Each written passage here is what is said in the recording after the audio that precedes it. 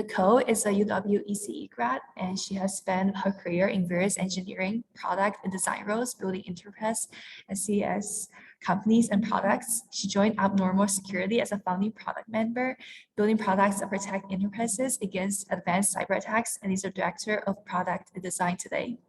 And she'll be talking about toolkit for cybersecurity-conscious product design. So yeah, Nicole, if you have presentation you want to share, you can feel free to share your screen. Sure, yeah, I can do that. Okay, thanks for the warm intro as well. And thanks everybody for having me. I cannot see you, so I'm just going to assume everyone is like paying attention to my face, to the deck I'm gonna do. So let me go ahead and share my screen. I hope this works.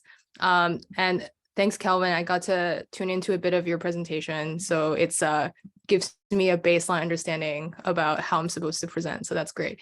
So the topic for today that I want to talk about is the title is actually designing a safe space. It's kind of ironic because I learned about the title to your talk, Kelvin, and I'm going to be kind of turning gear a little bit because I work in the cybersecurity space, and we have a lot of evil that we're trying to, do away, and we're focusing a lot on doing, good things for the world. So I have a lot of things to talk about that is around how to be good. And so before I get started, I just wanted to learn about my audience a bit, right? So I'm assuming some of you are here because you are passionate about product design, and you know that a key part to being a good designer is understanding who you're talking to, understanding your audience, your customer. So I love to learn a little bit from you. So I know everybody here is a Waterloo grad or a Waterloo student. Can you do a show of hand? How many of you are first year students? Raise your hands. 1A, anybody, nobody? Okay, what about second year, 2A, 2B? No, oh, I see some hands there. Okay. Yeah, sorry, I heard 2B is pretty tough sometimes. 3A, 3B, show of hand. Okay, nice. And then what about the fourth years? Anybody? Okay, I see a hand there. Okay. All right, so a bit of a evenish split across second, third, fourth year. That's good to know. I was a UW grad myself. I did ECE. A little bit of an introduction about myself, right? So a lot of what I do today is building this startup called Abnormal Security, and we will spend a lot of time talking about that and my learning there. I started my time Abnormal back in 2011, so 2011 is 12 years from ago. It feels like a long time ago. In fact, all of you joined Waterloo before, after I graduated. So I'm pretty sure I know none of you. If you look for some graduation photos in, I don't know, I think it's Raw Kutal or CH, you'll find my face there. And since then I have, I've grown up a lot. I've learned a lot. Thanks to my Waterloo experience, I got to intern a lot of places. Some of the more notable ones are companies like Palantir, when they were a startup, Microsoft. I spent a lot of my time actually working closely with startups such as Mixpanel. Some of my stints around the VC world, the incubator world, allowed me to build a ton of startup experience, building something from 0 to 1. And that's where my passion really lies, and how I found my way to this company, Abnormal Security. I joined this company as actually a founding product member. I was doing both product management and product design. I was one of the first 10 members there. And today, there's some really amazing stories associated with this company. If you look up Abnormal, you can actually learn a lot about the fact that this is one of the fastest growing company, never mind cybersecurity company in the Bay Area.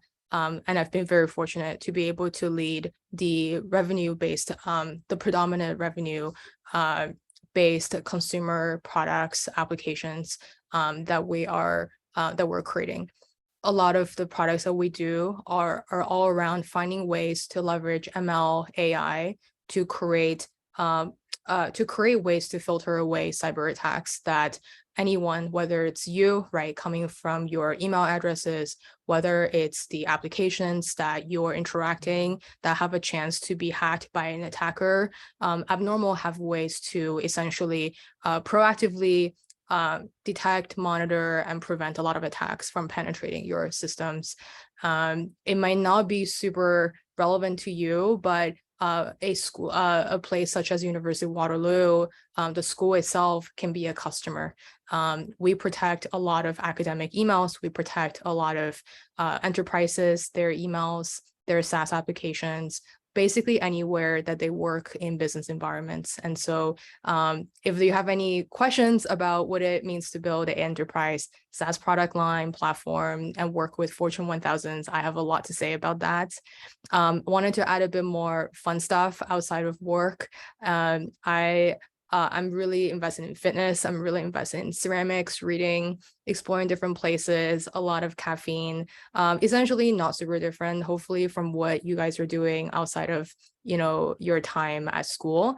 And so I'm just a regular human being on the street. Maybe I'll walk by you one day.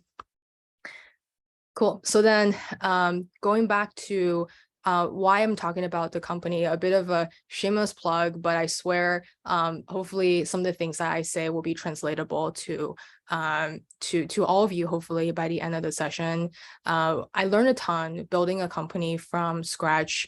I have a lot of gratitude towards building a company, whether it succeeds or fail. There's a lot of amazing learnings I got throughout the way. And partially, I feel like some of my learning has been worth sharing to you specifically because I got to kind of witness the journey of building a unicorn company over the last 4 years I've been at the company. We protect about 10% of Fortune 1000, not 100 enterprises. We have customers and offices now across 5 continents. I remember every office that opened. I remember every customer that we have onboarded since the very first one that we were able to land. And today I'm also leading the core R&D development for 90% of our revenue generating products. So I get to tell you a lot about what it means to build a product, something that works, something that makes money, and something that hopefully, if you, whether it's to do an internship or when you land your full-time gig, some of the assets that if it will, I think, in my opinion, set you apart to a lot of other product designers out there.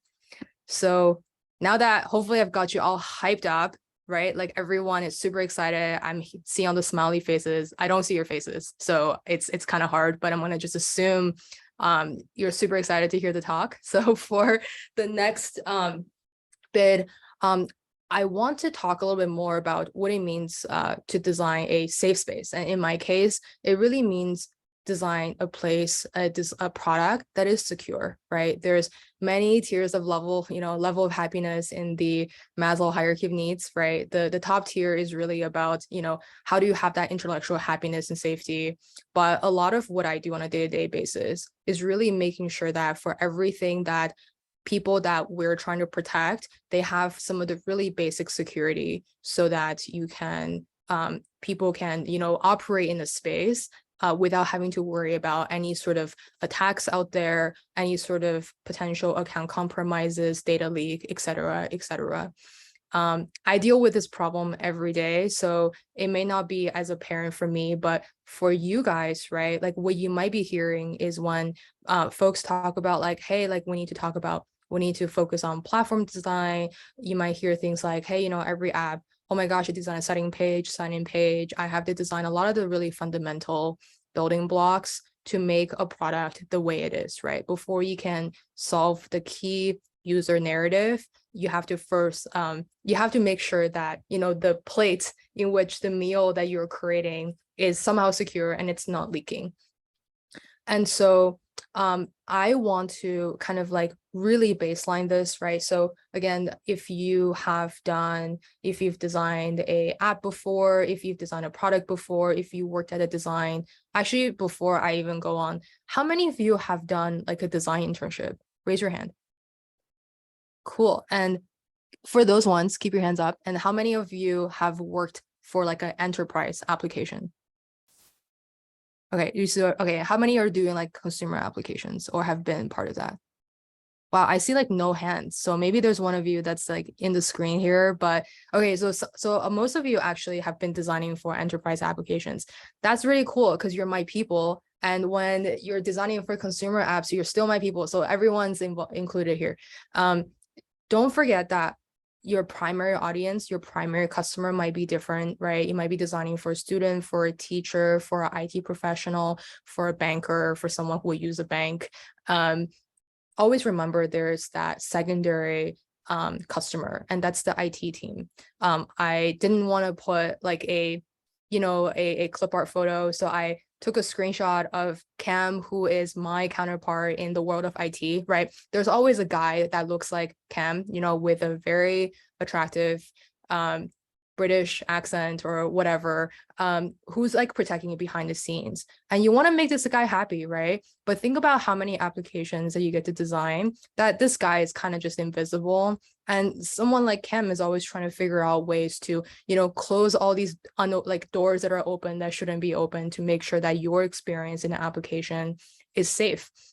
And to make the matter worse, I recently, again, I live this every day, right? So to me, it's just normal. But if you Google data breach, cyber attacks, phishing attacks, whatever, there's a lot of like very, very concerning things that are out there. And by the way, if you use WhatsApp or Meta, that's actually the headline, and Twitter right now, there's a lot of data leaks going on that you may or may not know about. And so there's a lot of interesting design things that, whether you are a designer, you're a PM, you're an engineer, or you're a student, or you're, aspiring to help solve some of the world's problems, right? Like these are some pretty bad problems. Like if you look into some of them, and again, right, all I did was I Googled data breach, I go to news, you see this drop down, right? Like some of my work, I literally get to work with some of the most talented folks to try to block a Russian hacker because we see their traces trying to penetrate a client, figure out information that, really they shouldn't be having. And so the good news here is there's literally something that all you can do, whether it is, your day-to-day today as a student, or on your future internships, or in your future jobs. And I want to kind of give you hopefully a rapid fire version of just some of the things that, again, nothing is surprising, but when you have this assembled cybersecurity conscious toolkit, I think it will help you go pretty far in, again, just having that baseline knowledge to design a secure space for whoever you choose to work. Cool. So the 3 buckets I want to dive into: access control, content control, IT control. The way you want to think of the narrative, right, is imagine if you are the product designer for a new application that we want to build, right? Whether an app that will help you, I don't know, study to get better jobs during your interviews, your interview times, or create an app to help create a study group that helps you ace a certain exam, or create an app that helps you better manage your personal finances. A lot of these things, right? Anything goes. Any app that you are putting yourself in the shoes to design for, these 3 elements can really matter, and I'll show you why. So to start with access control. So what do I mean by access control? Access control means essentially how much access should you be granted when using the application, right? So let's say, I'm going to like definitely date myself here, but let's say, are you guys still doing the interview ranking software? We used to call it JobMine. Is it called Waterloo Works now? Okay, yes. You probably don't want access to what some of the teachers have, right? That will give you the ranking information beforehand. So having user roles, having different levels of access is crucial in order to make certain applications work. If you are using, a banking application, you probably don't want to see more than, you don't know other people's bank account access, things like that. So how do you design for a safe access control mechanism, right? So I went to this page before, but basically, this is going to be a recurring theme. As a designer that's always keeping things secure, you're always looking at, trying to design with the principle of least privilege, aka what's like the minimum that you can grant people such that they can still have a really ideal experience, but you're not going to give more than unnecessary that will expose whether it's the user, the application, to potential harm. And so there's a couple of things I'm going to mention here. Again, like nothing is surprising, but hopefully this is a collection of things that will give you that baseline knowledge. you might have heard of RBAC before, role-based access control, right? Every enterprise app has an administrator, everyone has a user, everyone has a viewer. There's some form of degradation of privileges out there that gives you ways to give that finite control. While this may seem kind of unnecessary if you're a user, right? Like, why not just have that God mode? But what do you think about CAM? Okay, like CAM can be miserable sometimes. If everyone's giving the same privilege, same access, right? If you don't want someone to see, your banking information, then you have to design with this in mind. And the complexity can get pretty out there pretty quickly. So that's one asset that's like yes, you know how that works, but if you truly know how that works, how to design for flexibility, you win as a designer, and it's a good skill set to know. Designing with single sign-on, multi-factor authentication, passwordless access in mind, right? So hopefully, some of you have used tools like Okta. You've probably given your 6-digit code many times for things that you're trying to sign in. There's also probably some tools out there that's pretty smart and they don't use a password anymore.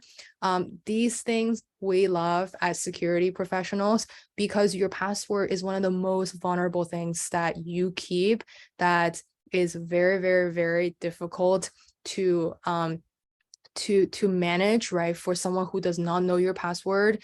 And if your password is compromised, it's game over, okay? So you guys should not be using your password or reusing your password too many times. Like, don't do it. If you're doing this now, you should go home, create one password, and start to use anonymized passwords, okay? This is the biggest advice for that I can share with you.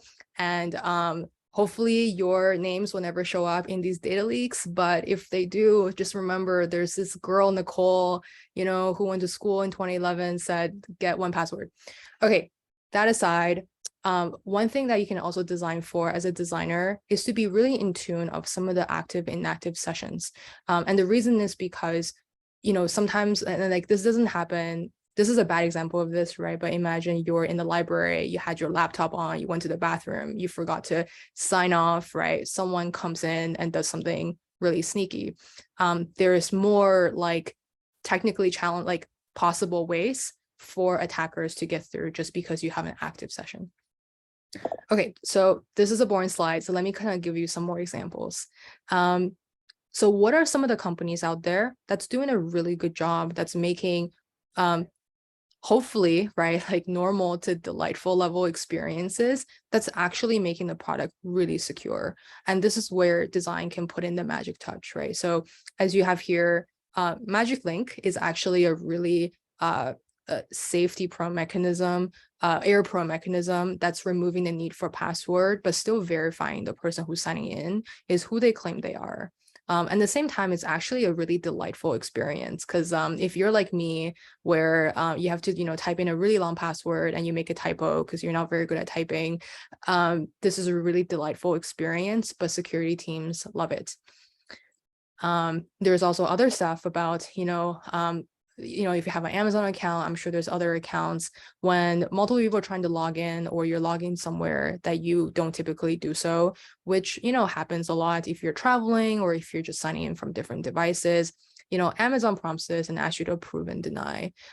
While this might seem to be like a little bit of a nuisance, it is incredibly helpful for a security or IT team to identify this is who you say you are and use that as a base point to make sure that all your transactions, especially if you're spending a ton of money, is coming from the right places and prevent fraud.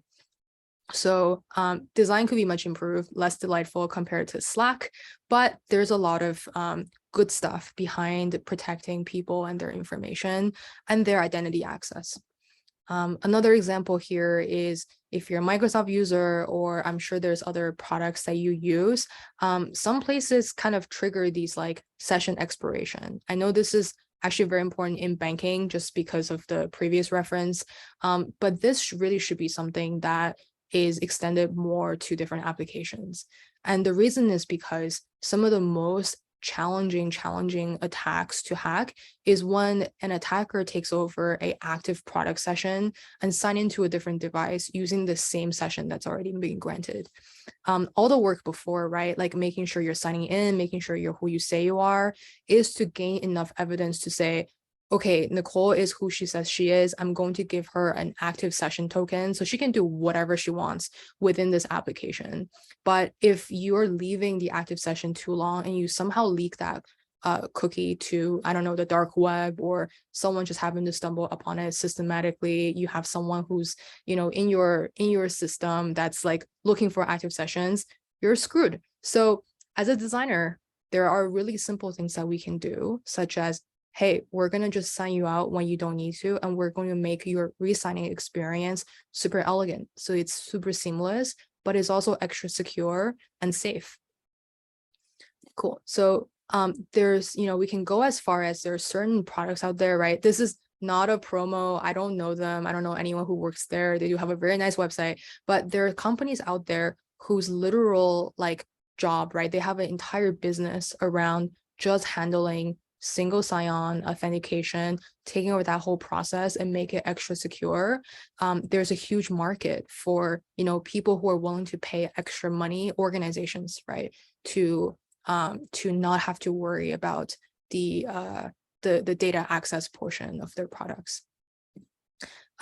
Cool. And then one more thing is we have some interesting evidence coming from my company Abnormal and the customers that we protect.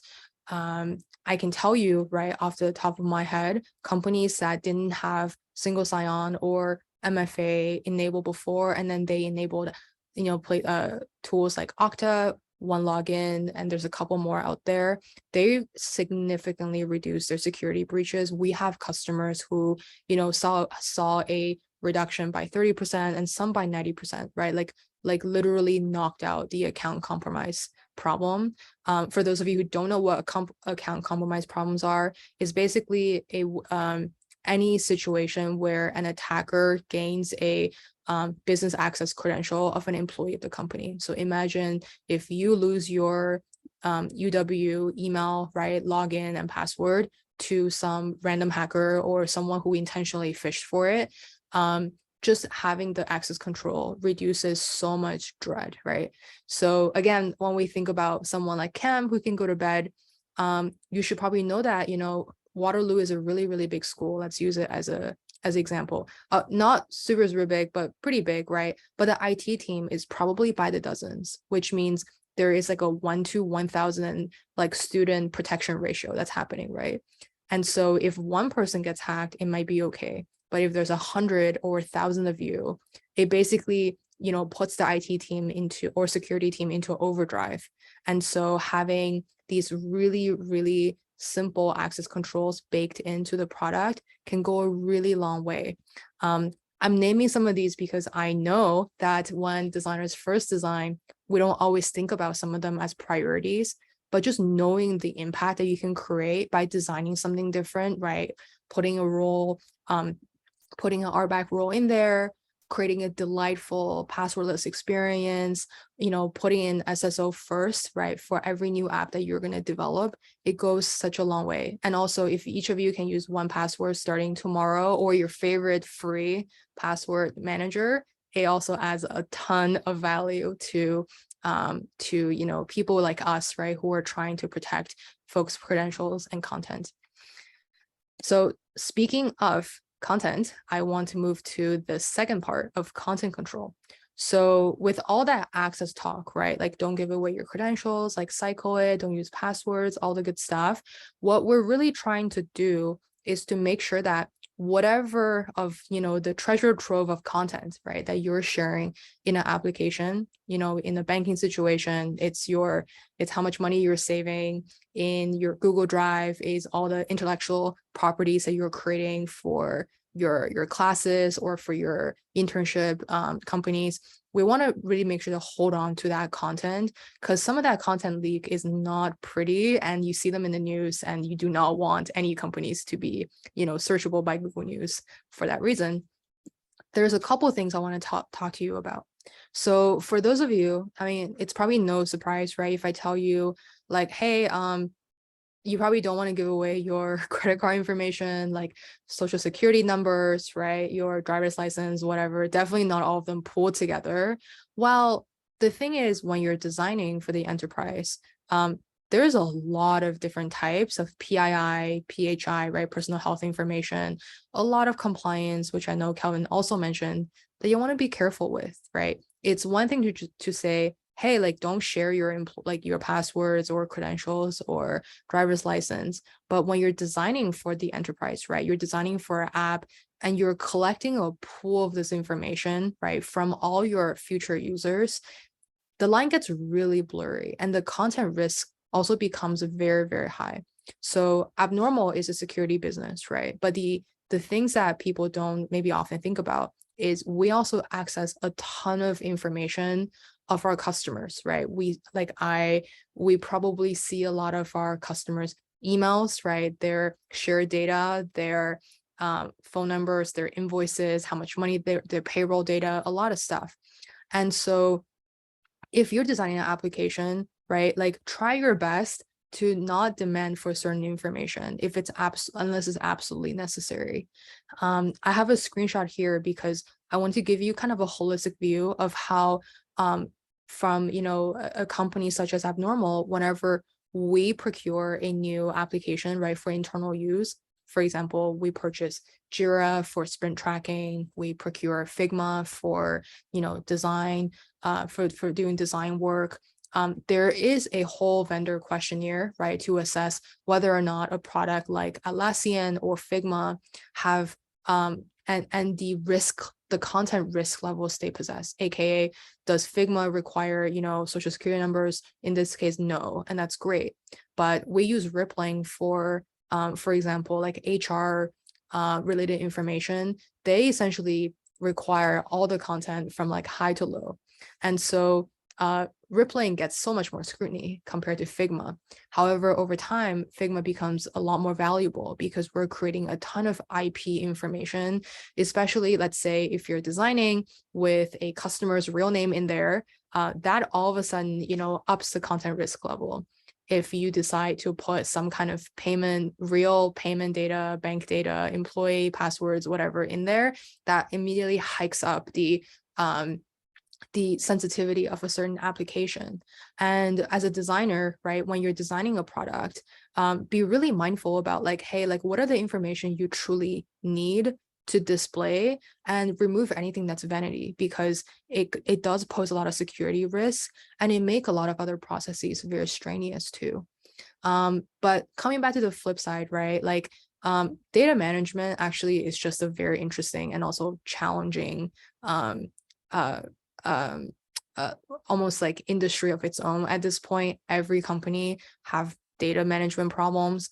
As companies get more complex, you have more SaaS apps that people are purchasing, right? You're like, for you as an individual example, you're always probably trying out new apps. Like that's cool, but you're also sharing more of your information, and that's less safe, right? At some point it might come back to you. It's like, oh, I don't remember back in 2014 I put this on this one app that died and got a data leak, and turned out all my ID information was leaked out and I only found out 8 years later. Like things like that happen over time.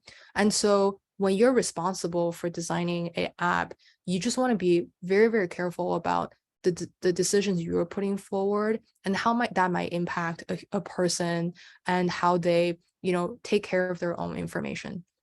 So anyways, and as an attacker, right, you also, again, if you put on the attacker evil hat, right, there's so many ways to obtain information from a user and take advantage of their well-being.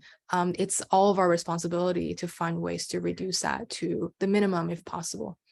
But that runs a little bit conflicting, right, to some of our almost like new mode of working. Everyone's working remote. I'm talking to you, through Zoom. You guys are in person, which is great. But how do you promote collaboration when, I've been telling the whole time, like share less, give less access. Access is bad. Content is bad. Don't put all the content together.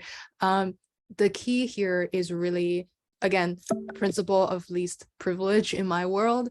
And this is where I should have like explain you this diagram thing on the right. I had one before. Before it was really more about given one block, how do you reduce the access points to a minimum?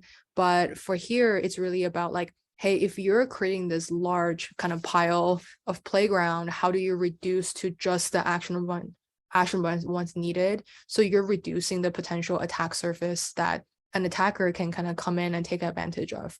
And still, right, you can have a lot of collaboration, a lot of quality time, right, being spent in an app in the areas that are actually truly needle moving, revenue driving, solving those customer problems that you care about.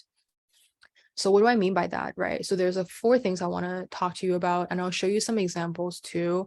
One of the things that I know it's definitely not top of your head is thinking about data retention.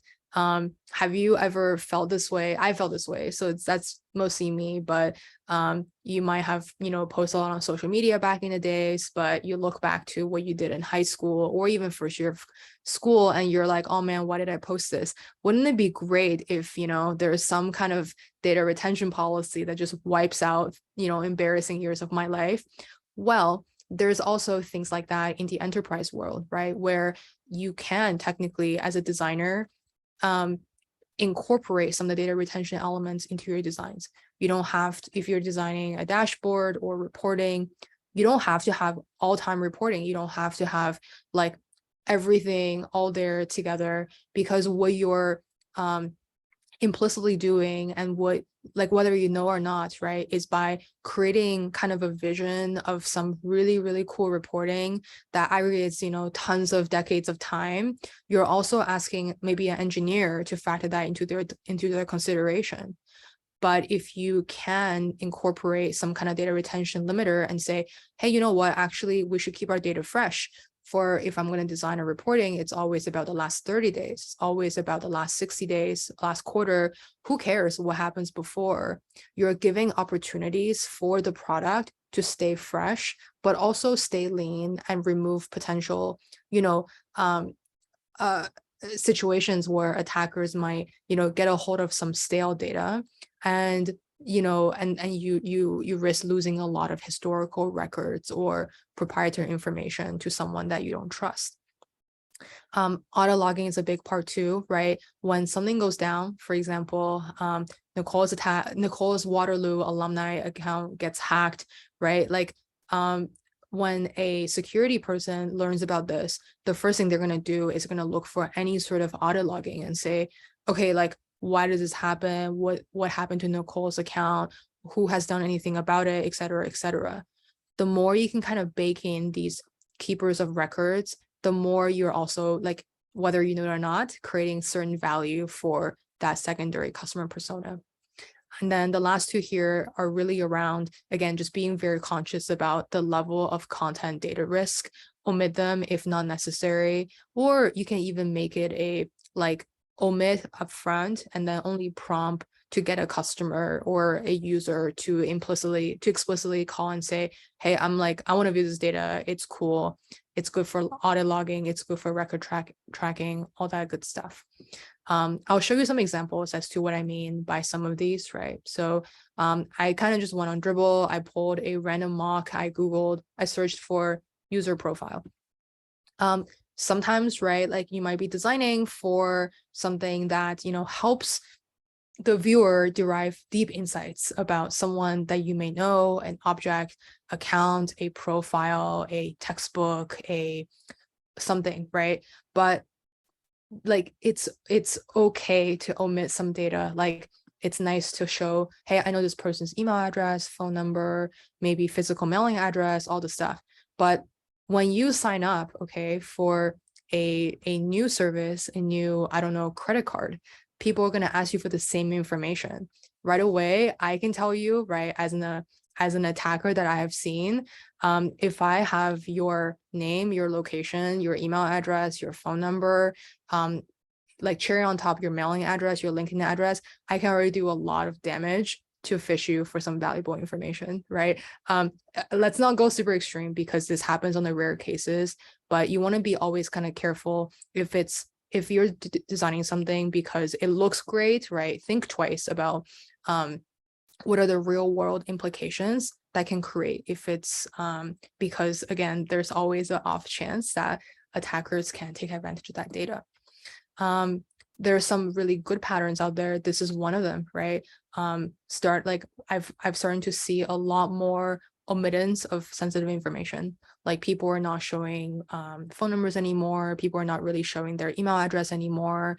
If you want to reset your Google accounts, right? Like they say like, hey, do you want to email this address, and they kind of blank out some of the middle, et cetera, et cetera. So all these are really good measures that can actually be used a lot more broadly to hide sensitive content.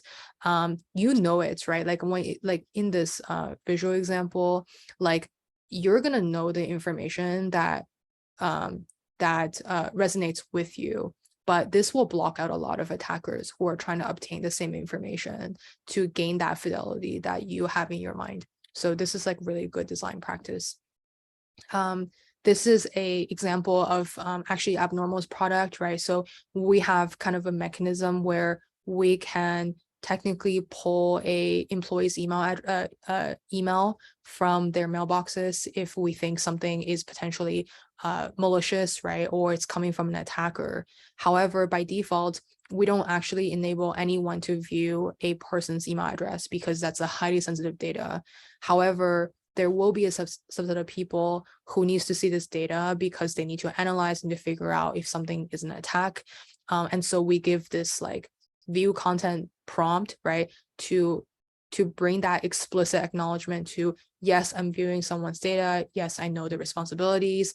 And we can also track this usage for auditing purposes, because you never know. Sometimes in the IT world, there are also people who go rogue, and there's also insider threats, which is one of the top things that a lot of chief information security officers are worried about. So everything has a positive, and there's also a problematic side associated with it. Cool. And then last thing is, you may have seen this before, setting like link expiration when you're inviting someone to a project, let's say on Figma, having that expiration set is really, really, really helpful. I think unfortunately in this case, some of the settings is something that's like you have to kind of look for it in order to set it up. That is purely a design decision. It's a design decision that is not optimizing for the security part, and instead it's so hidden, right? And it's looking, you just hope that people who are quote security conscious, or by, like compliance reasons, right, they put this up. But in reality, there can be some really delightful experiences that gets the job done, but still keep your files, your data, your applications secure. And so these are just some of the patterns that I see that I think designers can always do a bit of a better job to make it a delightful experience and do our part. Okay, and then last thing, this is like actually a recent thing. This is actually a message that I got scammed on because I was looking for something from Facebook Marketplace, but someone tried to like use my phone number to authenticate to get Google Voice. I got this text, and the single line of "don't share it with anyone else" made a huge difference for me to realize like, oh my gosh, this person I'm talking to on Marketplace is trying to scam me. And so this is something designers can do, right? Like one sentence sometimes, like don't share stuff, be careful. This is your data. That can go a long way for people who may not be thinking about, right, protecting themselves, especially in situations, right, there where humans sometimes can be the weakest link. I know I'm running out of time, so I'm going to speed through the last 5 slides. Last part I want to talk about, and I think this is like a really interesting part too, is IT control, right? Like even like when you're designing for the enterprise, again, remember your primary persona, but also remember your secondary persona. And how can you design for the second persona in a way such that it would drive actually a ton of value for the business? That's something I want to talk to you about too. And so one of the things, this is kind of like a side note to the finale, but like the side note here is there's this user story that I really struggle. And this is actually something at Abnormal we struggle too, because our customers come to us. They say, hey, look, like I'm a security team person, like I'm an analyst.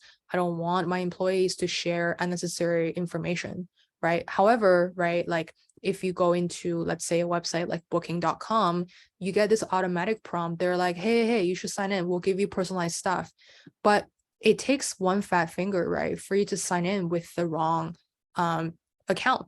And at some point, right, like, and it's very, very common for our customers today, like a lot of third-party applications, websites out there, they just have a ton of random companies' data. And it's really hard to remove them too, right? Because sometimes you don't even know which app, which email account, which SSO that you're using to sign in. And so there's businesses and companies and products out there that's, just doing that compliance of going through and say, hey, Nicole used her work address to sign into booking.com. You need to tell her to go remove it because it's a security, it's a security risk. Excuse me. Another user story that I actually wanted to share as well, and this is actually the primary user story that I spend a lot of my day-to-day for. Essentially, security teams want to procure a software that puts user safety first, right? If they don't have that, it makes it very difficult for a company to deploy software to all their employees. If you've ever thought about how the reason why it takes so long, excuse me, sorry, if you ever thought about like why it takes so long, let's say for the University of Waterloo to deploy a new software, or why they decide to build something in-house as opposed to buy a new one. Well, a lot of it is actually because the security, the compliance part, the vendor assessment, the security screening actually takes a really long time, because it's trying to make sure that, okay, by us deploying this product to, hundreds of thousands of people potentially, right? Students plus alumni plus teaching staff, what could possibly go wrong? There are a lot of ways, a lot of products have many ways to go wrong. And sometimes it's easier to build something from scratch than buying something that doesn't check the box. But if something happens to check the box, right, security teams love it. And that actually really accelerates the purchasing process. So if you're an enterprise designer and if you care about, engagement, retention, having a lot of adoption of your products, right? Like designing for ways to accelerate procurement and purchase, it's actually a huge needle, a needle mover for anything that you're designing for. An example I want to give you here is actually Figma. I picked this because it's the example which I feel like it's the closest to everyone. I imagine everyone here is an avid Figma user. And if you didn't pay close attention to kind of like the bottom stuff, I invite you to pay attention to the bottom stuff for the Figma pricing, right? So at most organizations at a certain size, they use Figma Enterprise, and look at the price for Figma and FigJam, right? $80 compared to roughly $15 for something that's like a Figma Professional. And if you look at the differences, right, the key driver is really advanced security. What is advanced security? So if you've been part of a Figma enterprise plan, let's say through internships or through some organizations, great, you can take a look. But essentially, it comes down to these things that we talked about.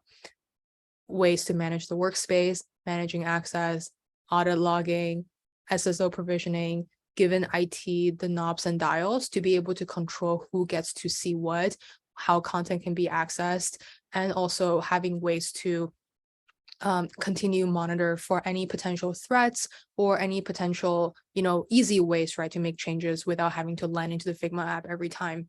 So broadly speaking, right, like, yes, there are some features outside of security that gives more flexible control, but IT teams can pay, would be willing to pay so much more to get a more secure product. And so when, you may have worked on designs or projects that focuses on like getting, 10% usage out of user, getting 20% usage out of user, but designing with this secure, conscious mindset would allow you to actually create so much real tangible value for a company, right? So what are the benefits for being cybersecurity conscious and designing responsibly in that world? You're literally creating a safer space. You can accelerate procurement time, right? You enable people to use a product that you design faster. You can allow your secondary persona to actually close down incidents that are PR worthy, that can create a lot of brand damage for the business, and most importantly for your users who might be involved in this, right? And last but not least, right, everyone can be a cyber security conscious designer. Everyone can improve product value in that way. I hopefully showed you some real cool examples of things that you can do that will create delight, safety, and that's something designers can directly do. And so that's a toolkit. I can share this with you, right? So that's just all the different things I talked about in a stack rank format. And then your awareness will go a long way, right? Starting with yourself, starting with acquiring things, being more observant, right? With some of these practices and why they're useful. And I still think there's a ton of room to improve, to make them into delightful experiences that your customers, and whatever you choose to do in the future company will get to benefit. Okay, that's it. Thank you so much. If you want to contact me, that's my email address. And if you have any questions, I'm happy to answer if there's still time. Yeah, thank you so much, Nicole. And for questions, there are a couple on Slido already, and I'm also going to resend the Slido link in case anyone else wants to ask any questions. I can answer one by one. How do new compliance laws like GDPR affect the day-to-day of your work and your customers? Are companies generally proactive or more reactive? So unfortunately with compliance, there's no proactive or reactive, as if you're working with IT and security, that's the thing that they do. That is the most proactive thing, right? Like by law, they have to enforce certain changes. They cannot do certain things. With GDPR, it's not, I guess in this case, new compliance anymore. It's really just something that we live day to day. What this means for us is we have very different treatments for our European customers compared to our US customers, all the way that goes into like data retrieval, how we choose to design our data centers, based on different customers and their subsidiaries. So yes, it's very, very tightly knit, and there's also other stuff like HIPAA for health related data management, right? We work with healthcare customers who are very, very, very sensitive with their EMR, electronic medical records. We also have other stuff. Let's say we have EDU customers, so that's for people in the educational sector. They're also very sensitive about what data they can control on behalf of the teachers or students. So there's generally also a lot of kind of like read write, like the right components that we limit based on customer sensitivity. And then there's one more I was thinking about, oh yeah, which is for federal. So I work for a US company, and we care a lot about working with three-letter agencies, right? So CIA, FBI, NSA, companies like that, they do a lot of things around security. And in order to do those, we also need a lot of other certificates, right? Like one of them is called FedRAMP, if you've never heard of it. Another one is called SOC 2 Type 1, SOC 2 Type 2. There's a lot of other like ISO related documents and certificates that a company needs in order to even work with a certain set of customers. So with that, all I can say is GDPR is like a breath in the park. There's a lot of other compliance and regulation that we have to work with in order for Abnormal to provide services for our customers. And our customers also face a lot of compliance, and we make sure to have kind of like out of the box easy controls, so they know that they can use Abnormal without thinking they're tripping some compliance regulation that they have to follow. Cool. Should I just go to the second question? Yeah. How did I find my niche for security? So it was part luck, but also part very intentional. So back when I worked at Palantir, I actually worked on several security-oriented product areas. I was intimately familiar with a couple projects where we were focusing on anomaly detection for financial fraud, insider trading, for some of the largest financial institutions in the world. I found the, I guess a little bit different-ish than the previous talk, but I found designing for good to be very, very delightful. I was able to work with a lot of various roles, right? Whether it's people who are looking for, whether it's like financial professionals trying to, look for fraudulent activities, or actual like police department detectives on some of the different projects. I found it to be extremely fulfilling. And so when I got to know the founders of Abnormal when they were just starting, this was just like a natural product area that I had an affinity for.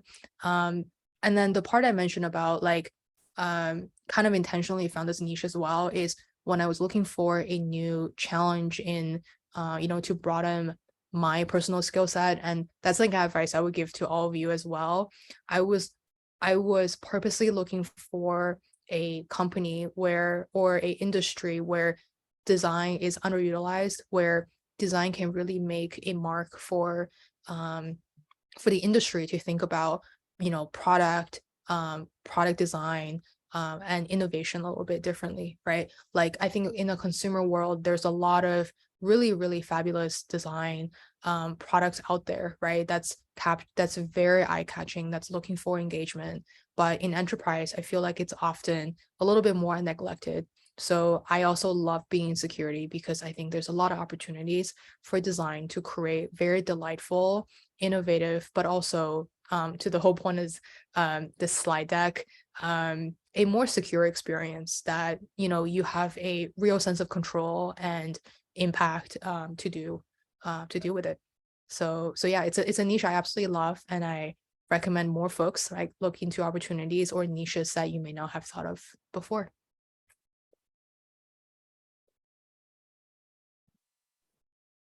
Thank you for sharing, Nicole. And if there's anyone else that has any questions, you can take this time to either send in the chat or use a Slido link. But otherwise, Nicole, do you mind sending your contact information in the chat as well? Yeah, sure. Sounds good. And anyone can just reach out about any further questions regarding Nicole's talk. But yeah, thank you so much for coming in and sharing your talk with us. Of course. Well, thanks for having me, everybody. It's been really great. Thanks for participating and raising your hands. Remember to again take a double look at your passwords. Jokes aside, hopefully everyone was able to pick up a couple of things and find this time helpful.